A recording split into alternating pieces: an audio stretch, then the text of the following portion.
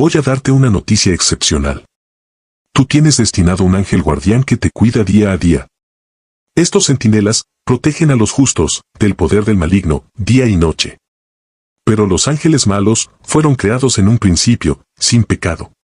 Eran iguales en naturaleza, poder y gloria, a los seres santos que son ahora mensajeros de Dios.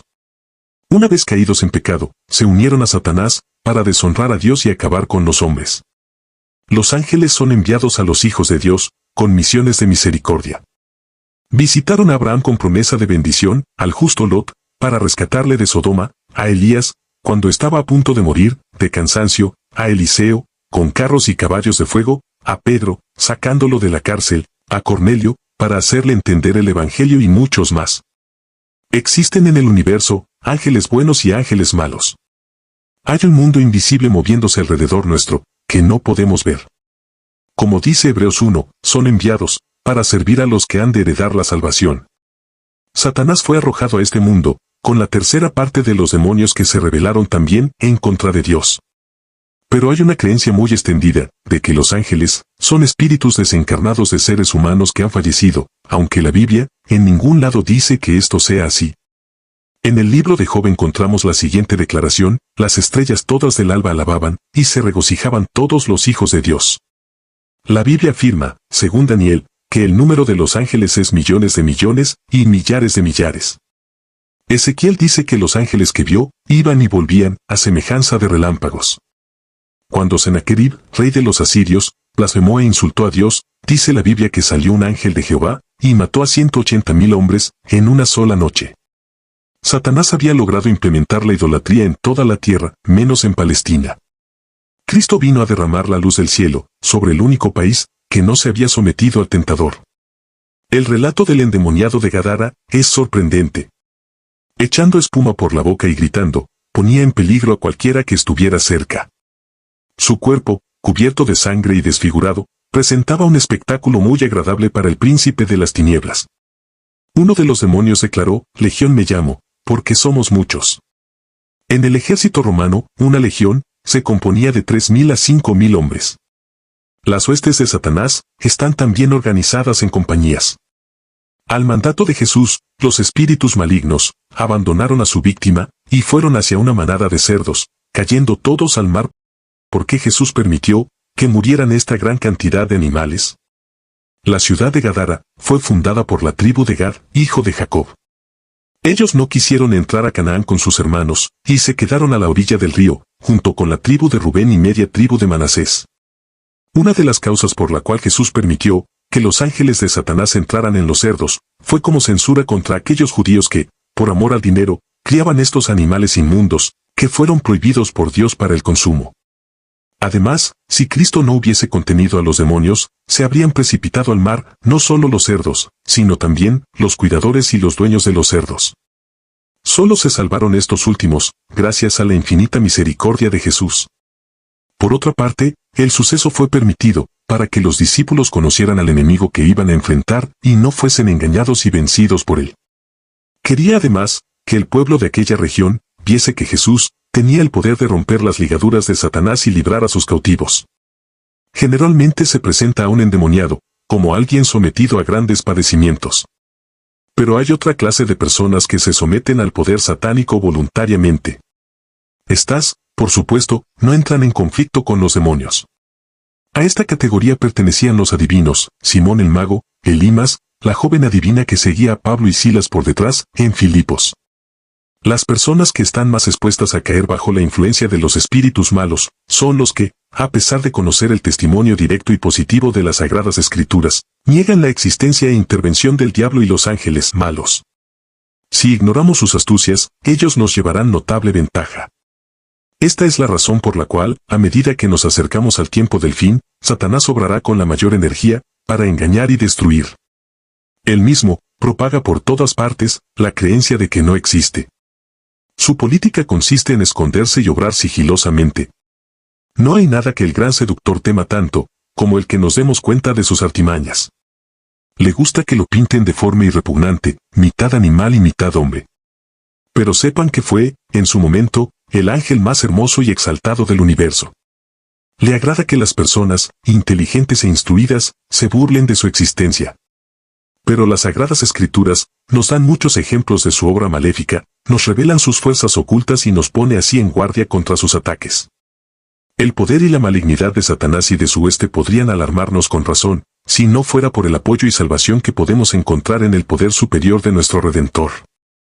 Proveemos cuidadosamente nuestras casas con cerrojos y candados para proteger nuestros bienes y nuestras vidas contra los malvados, pero rara vez pensamos en los ángeles malos que tratan continuamente de llegar hasta nosotros, y contra cuyos ataques no contamos en nuestras propias fuerzas con ningún medio eficaz de defensa.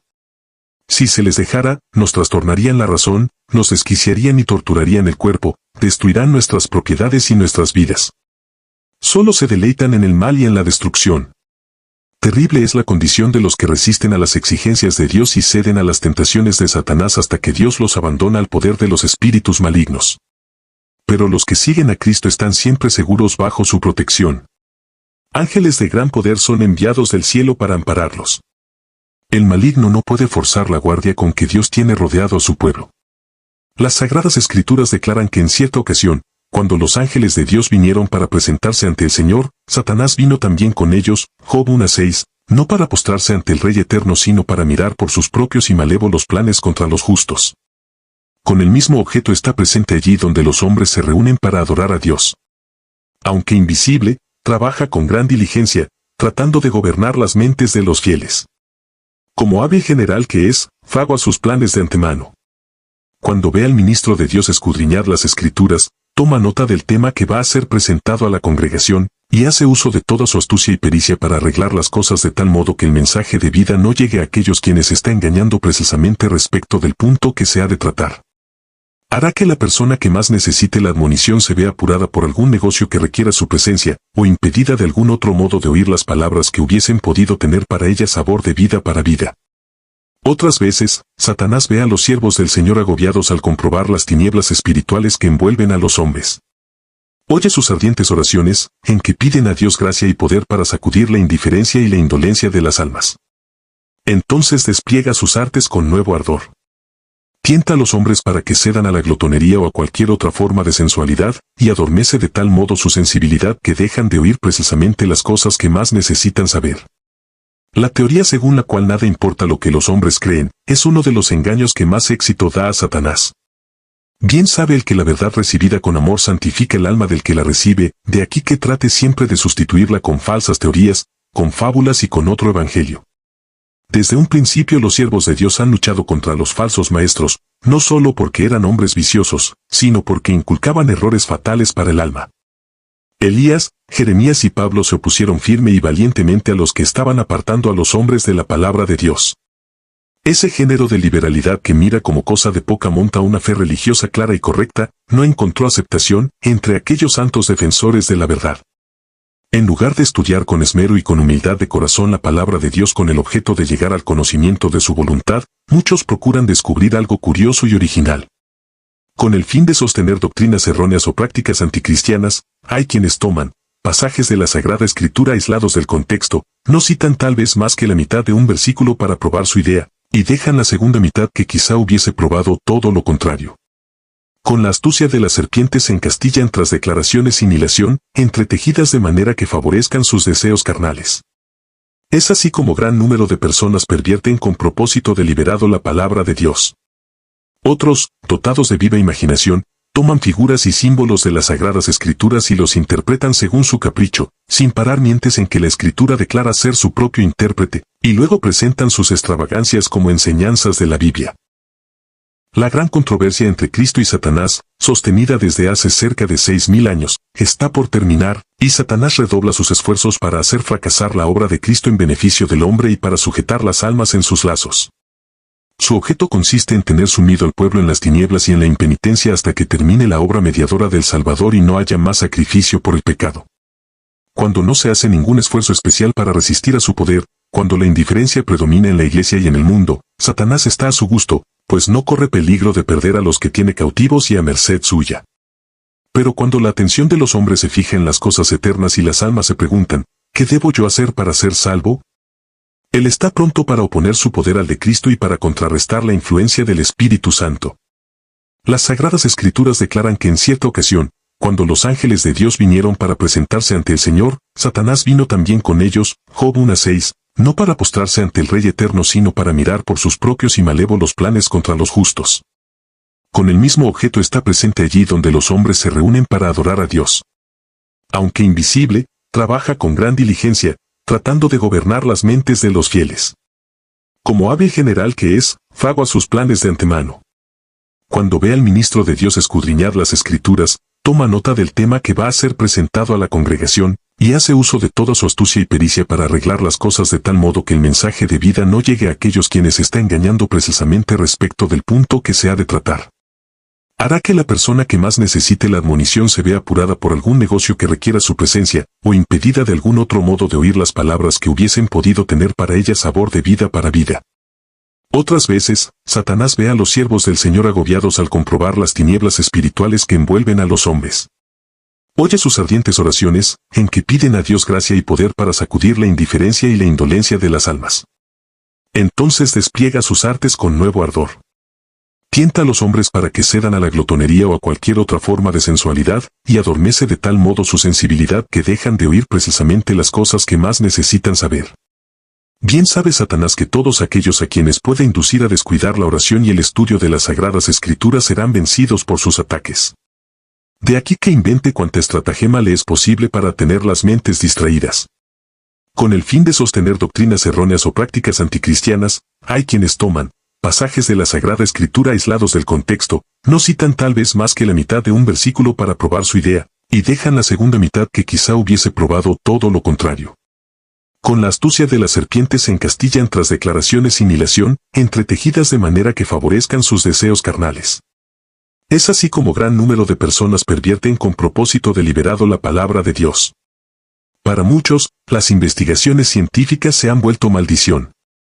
Al permitir todo género de descubrimientos en las ciencias y en las artes, Dios ha derramado sobre el mundo raudales de luz, pero aún los espíritus más poderosos, si no son guiados en sus investigaciones por la palabra de Dios, se extravían en sus esfuerzos por encontrar las relaciones existentes entre la ciencia y la revelación. Una de las seducciones magistrales de Satanás consiste en mantener a los espíritus de los hombres investigando y haciendo conjeturas sobre las cosas que Dios no ha dado a conocer y que no quiere que entendamos. Así fue como Lucifer perdió su puesto en el cielo. Se indispuso porque no le fueron revelados todos los secretos de los designios de Dios, y no se fijó en lo que le había sido revelado respecto a su propia obra y al elevado puesto que le había sido asignado. Al provocar el mismo descontento entre los ángeles que estaban bajo sus órdenes, causó la caída de ellos. En nuestros días trata de llenar las mentes de los hombres con el mismo espíritu y de inducirlos además a despreciar los mandamientos directos de Dios. Entre las trampas más temibles del gran seductor figuran las enseñanzas engañosas y los fementidos milagros del espiritismo. Disfrazado como ángel de luz, el enemigo tiende sus redes donde menos espera. Si tan solo los hombres quisieran estudiar el libro de Dios orando fervientemente por comprenderlo, no serían dejados en las tinieblas para recibir doctrinas falsas. Pero como rechazan la verdad, resultan presa fácil para la seducción. Otro error peligroso es el de la doctrina que niega la divinidad de Cristo, y asevera que Él no existió antes de su venida a este mundo. Esta teoría encuentra aceptación entre muchos que profesan creer en la Biblia, y sin embargo contradice las declaraciones más positivas de nuestro Salvador respecto a sus relaciones con el Padre, a su divino carácter y a su preexistencia. Esta teoría no puede ser sostenida sino violentando el sentido de las Sagradas Escrituras del modo más incalificable. No solo rebaja nuestro concepto de la obra de redención, sino que también socava la fe en la Biblia como revelación de Dios. Al par que esto hace tanto más peligrosa dicha teoría la hace también más difícil de combatir. Si los hombres rechazan el testimonio que dan las Escrituras inspiradas acerca de la divinidad de Cristo, inútil es querer argumentar con ellos al respecto, pues ningún argumento, por convincente que fuese, podría hacer mella en ellos. El hombre natural no recibe las cosas del Espíritu de Dios, porque le son insensatez, ni las puede conocer, por cuanto se disciernen espiritualmente. Ninguna persona que haya aceptado este error, puede tener justo concepto del carácter o de la misión de Cristo, ni del gran plan de Dios para la redención del hombre. Otro error sutil y perjudicial que se está difundiendo rápidamente, consiste en creer que Satanás no es un ser personal, que su nombre se emplea en las Sagradas Escrituras únicamente para representar los malos pensamientos y deseos de los hombres. La enseñanza tan generalmente proclamada desde los púlpitos, de que el segundo advenimiento de Cristo se realiza a la muerte de cada individuo, es una estratagema que tiene por objeto distraer la atención de los hombres de la venida personal del Señor en las nubes del cielo. Hace años que Satanás ha estado diciendo, «He aquí, está, en las cámaras», Mateo 24, 23-26, y muchas almas se han perdido por haber aceptado este engaño. Por otra parte, la sabiduría mundana enseña que la oración no es de todo punto necesaria. Los hombres de ciencia declaran que no puede haber respuesta real a las oraciones, que esto equivaldría a una violación de las leyes naturales, a todo un milagro, y que los milagros no existen. Dicen que el universo está gobernado por leyes inmutables y que Dios mismo no hace nada contrario a esas leyes. De suerte que representan a Dios ligado por sus propias leyes, como si la operación de las leyes divinas excluyese la libertad divina. Tal enseñanza se opone al testimonio de las Sagradas Escrituras. ¿Acaso Cristo y sus apóstoles no hicieron milagros? El mismo Salvador compasivo vive en nuestros días, y está tan dispuesto a escuchar la oración de la fe como cuando andaba en forma visible entre los hombres. Lo natural coopera con lo sobrenatural. Forma parte del plan de Dios concedernos, en respuesta a la oración hecha con fe, lo que no nos daría si no se lo pidiésemos así. Innumerables son las doctrinas erróneas y las ideas fantásticas que imperan en el seno de las iglesias de la cristiandad. Es imposible calcular los resultados deplorables que acarrea la eliminación de una sola verdad de la palabra de Dios. Y ese es el objeto que Satanás trata de conseguir. Nada desea él tanto como destruir la confianza en Dios y en su palabra. Satanás se encuentra al frente de los grandes ejércitos de los que dudan, y trabaja con inconcebible energía para seducir a las almas y atraerlas a sus filas. La duda está de moda hoy. Una clase muy numerosa de personas mira la palabra de Dios con la misma desconfianza con que fue mirado su autor, porque ella reprueba y condena el pecado. Dios ha dado en su palabra pruebas suficientes del divino origen de ella. Las grandes verdades que se relacionan con nuestra redención están presentadas en ella con claridad. Con la ayuda del Espíritu Santo que se promete a todos los que lo pidan con sinceridad, cada cual puede comprender estas verdades por sí mismo. Dios ha dado a los hombres un fundamento firme en que cimentar su fe. No hay más que una línea de conducta que puedan seguir los que desean sinceramente librarse de las dudas. En lugar de ponerlo todo en tela de juicio y de entregarse a cavilaciones acerca de cosas que no entienden, presten atención a la luz que ya está brillando en ellos y recibirán aún más luz. Cumplan todo deber que su inteligencia ha entendido y así se pondrán en condición de comprender y realizar también los deberes respecto a los cuales les quedan dudas. Satanás puede presentar una impostura tan parecida a la verdad, que engaña a todos los que están dispuestos a ser engañados y que retroceden ante la abnegación y los sacrificios reclamados por la verdad, pero no puede de ningún modo retener en su poder una sola alma que desee sinceramente y a todo trance conocer la verdad.